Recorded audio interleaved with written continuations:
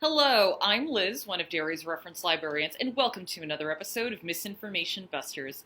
Once a week, we tackle a rumor or a false or misunderstood story, and we try to separate fact from fiction. This week, we're talking about a meme I saw floating around. A meme about a boy we need to make famous because the media won't. So, what's the story? Since around 2016, a meme has been circulating about a young man named William Kamkwamba. The meme had a picture of this young man, a windmill, and black and white text. It reads, quote, "A Malawian teenager, William Kamkwamba, taught himself how to build a windmill out of junk and bring power to his village. He then went on to build a second, larger windmill to power irrigation pumps. He did this all from books he read in the library." And then there's more text. Quote, "Share this. Let's make him famous because the media won't." So who is this boy? And why wouldn't the media want to suppress this inspiring TV and book-worthy story? So, what are the facts? Well, everything about William is true. In 2001, he did make windmills using knowledge he gained at the library, which, go libraries. And we know all of this because the media made him very famous back in the late aughts. He first became famous in Malawi when a newspaper covered his accomplishments.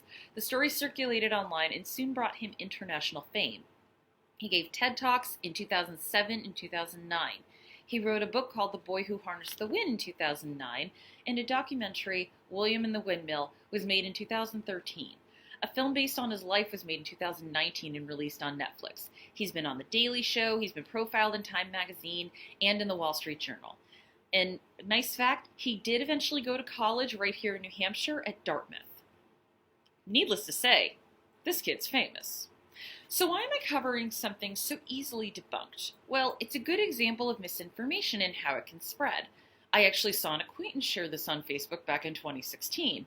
I told him that this guy is famous, especially back in 2009, 2010, and their response was, well, I'd never heard of this. To which I replied, just because you didn't hear about it doesn't mean it didn't happen. Which, harsh, I know. But their response did make me think about misinformation, disinformation, and conspiracies and how they spread. They do prey on ignorance. And I don't mean ignorance like you're dumb, it's just simply not knowing much about a given topic.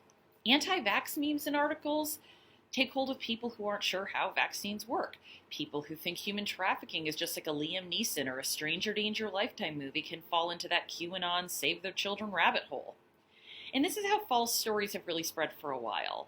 But with social media, the stuff spreads quicker, true or not. It's making the rounds faster, and thanks to social media algorithms, it's pushed into your feed. Look at the example of Ashley Vanderbilt, a woman who fell down the QAnon rabbit hole and thankfully climbed out.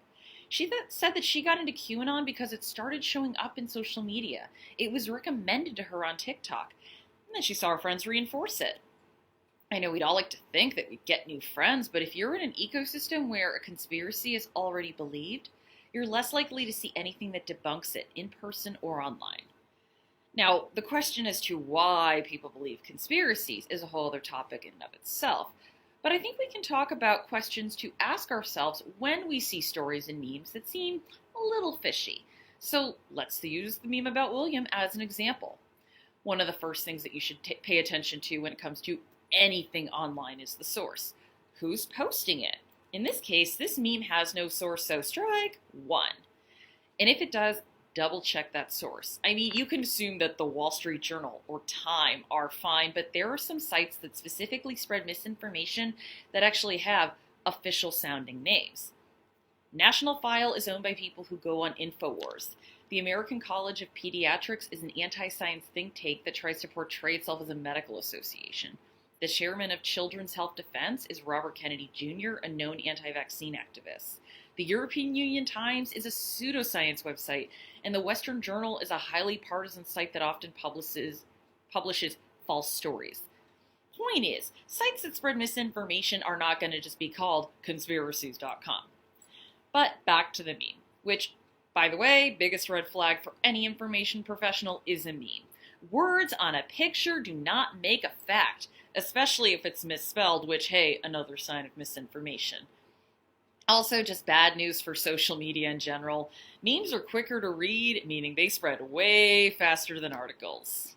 Sorry to bum you out with bad news. But even if the information on the meme is mostly true, as it is with William, there's still one thing that really sticks out to me and makes me doubt the credibility of this meme. The phrase, share this, let's make him famous because the media won't. There's something sinister there. The idea of something being hidden, the idea of a conspiracy. H. Colleen Sinclair, an associate professor of psychology at Mississippi State University, wrote a handy 10 ways to spot misinformation guide. Her number one thing to look for was, quote, did a post spark anger, disgust, or fear? And yes, this one kind of does. The idea that the media won't make this smart boy famous doesn't seem scary, but it absolutely suggests that something nefarious is going on, that there's something the media doesn't want us to know.